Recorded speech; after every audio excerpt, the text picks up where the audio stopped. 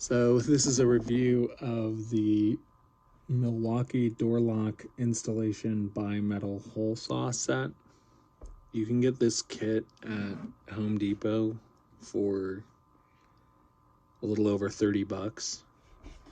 I recently had to change a deadbolt on my front exterior door. So I went out and got this kit. Took the lock off. It already had a hole on it. The hole was not big enough, so it's also a metal door, which is it's actually a wooden door with like a metal skin on it. So the good thing about this kit is that these are bimetal hole saws, so they'll handle wood or metal. In the kit, you get two of these saws. You get this 2 1/8 inch saw, and you get the a 1-inch saw for the actual like bolt that goes in here.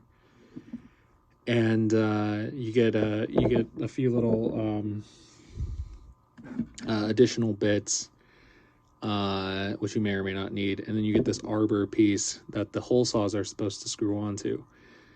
You get this one arbor, which has a this bit here, which is held on by a just a little hex screw in there, and then this just screws onto an adapter which sits on top of this. So with the door, with the metal door, I've already actually installed the lock, so I can't demonstrate it for you, but with the door, you go ahead and you would clamp this jig onto the door. The first thing about it is it has this single screw that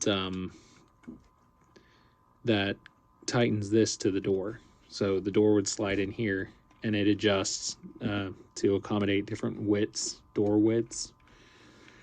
It has these little rubber feet inside here to keep it from slipping, but it's only really pinching in this corner here. So the problem that I had in my particular situation is that when I clamped this onto the door, it wanted to move down like this. It wants to pivot on that point. So the problem is that as you're going through with the hole saw, and you're sawing into your door, it's not going to keep it straight. It's going to want to twist off this way. So your hole might not be perfectly straight. So to compensate for that, what I did is you can just take some regular clamps, and you can just clamp. You can put 2 clamps on either side here to kind of reinforce that, and it'll hold it pretty straight so that you can get that through, especially if you're dealing with a metal door or something like that. Another thing is that with the saw itself, you want to start off going kind of slowly in there. Don't try to go full speed through the metal. It's not going to work. You have to kind of eat away at the metal. Once you take that off, then you can bore through the wood pretty easily. With a hollow core door or even a solid core, it probably is a lot easier. But with the door I was working with, it took a little bit of time to get through that metal layer. The other thing is that I removed a deadbolt from the door. So there's already a hole there. I just had to enlarge it, and the problem with these is this little spindle here wants to create a hole, like a guide hole, so that the saw can follow it through. And if there's already a hole, there's nothing for this to bite into. You can use this jig, which is what I ended up doing, to enlarge the hole with no other assistance. There's some videos that suggest drilling out a piece and then nailing it over the hole and drilling through there, which you can try to do. I guess that works if you're doing it without a guide, but with this jig in place, it will more or less hold the saw in the right position to carve through that outer layer. It does have two settings, two for back sets, 2 3/8 and 2 3/4 inch back sets. So just what I did was I already had a hole. I just lined it up with the jig and used it to kind of hold the saw in place as I ate through that layer. And another thing with these saws is that they are bimetal, which is great. So they're designed to cut through that. However, you'll buy the kit. The kit gives you this one arbor. Once you put your first, at least for me, once I put this hole saw on there and started driving it through the door, once that operation was done and I went to remove this hole saw and place the smaller one on there for the actual bolt, this was not coming off.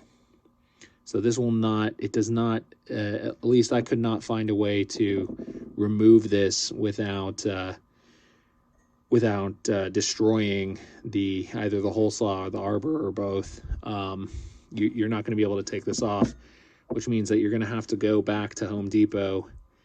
And if you're going to keep using the Milwaukee hole dozers saws, which this one came with the kit, you'll have to buy yourself another arbor. And I have not tried to remove this saw yet, but you'll have to buy another arbor to screw your other saw onto. So that's an additional 15 or 16 bucks. So that'll bring the cost of this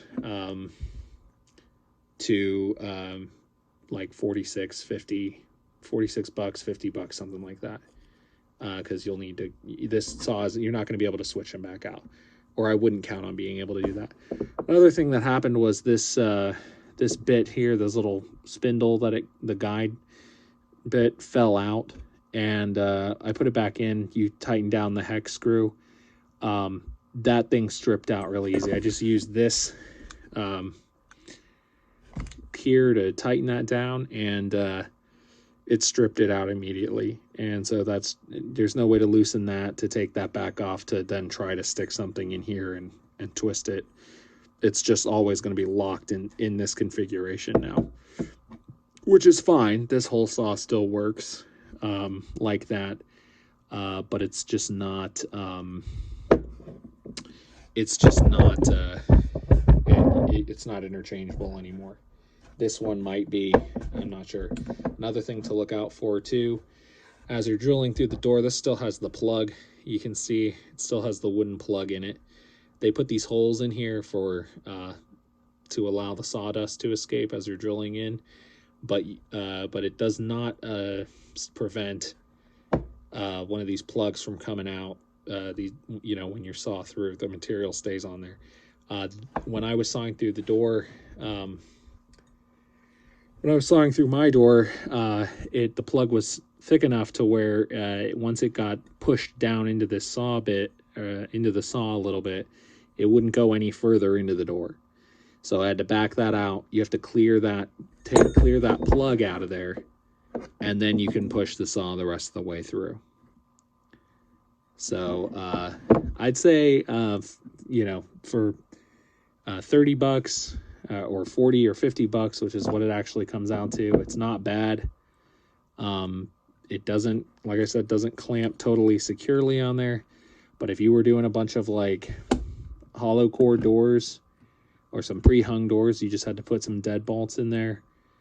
If you're doing multiple doors like that, then I'd say it's worth it.